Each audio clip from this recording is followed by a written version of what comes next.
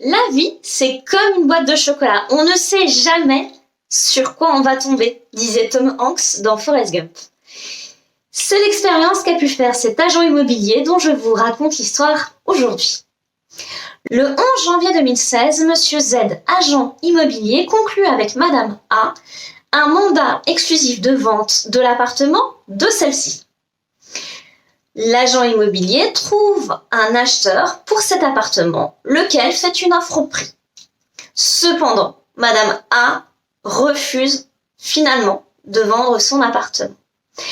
Et elle refuse dans ces conditions de rémunérer l'agent immobilier pour le travail accompli. Celui-ci assigne dès lors sa cliente pour obtenir le paiement par ses soins de dommages et intérêts équivalent au montant de sa commission. En effet, dans le mandat exclusif de vente figure une clause pénale prévoyant que si, malgré une offre conforme aux caractéristiques du mandat, le vendeur venait à refuser la vente, il serait tenu de verser à l'agent immobilier des dommages et intérêts équivalents au montant de la commission qu'il aurait perçue si la vente avait été menée à terme. La cour d'appel donne raison à l'agent immobilier et condamne la cliente à lui verser des dommages et intérêts équivalents au montant de la commission. Mécontente, Madame A forme un pourvoi en cassation. Elle indique que la loi Hoguet du 2 janvier 1970 prévoit qu'aucune somme d'argent n'est due à l'agent immobilier aussi longtemps que l'opération envisagée, donc ici la vente, n'a pas été définitivement conclue.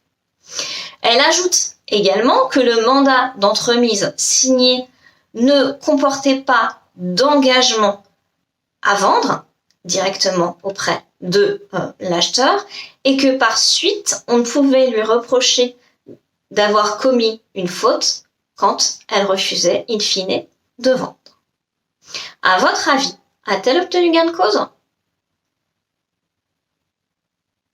La réponse est oui. Dans cet arrêt du 15 juin 2022, la Cour de cassation approuve l'argumentaire de Madame A en apportant une précision. Le mandat d'entremise n'engage pas le vendeur sauf clause expresse contraire. Par suite, il ne peut être reproché au vendeur une faute quand il refuse de vendre et il ne peut pas y avoir de perception de dommages et intérêts sauf si le vendeur a par ailleurs conclu l'opération en privant le mandataire de sa rémunération. À retenir ainsi, pour se protéger contre un mandant indélicat, l'agent immobilier a tout intérêt à insérer dans ses mandats une clause de représentation.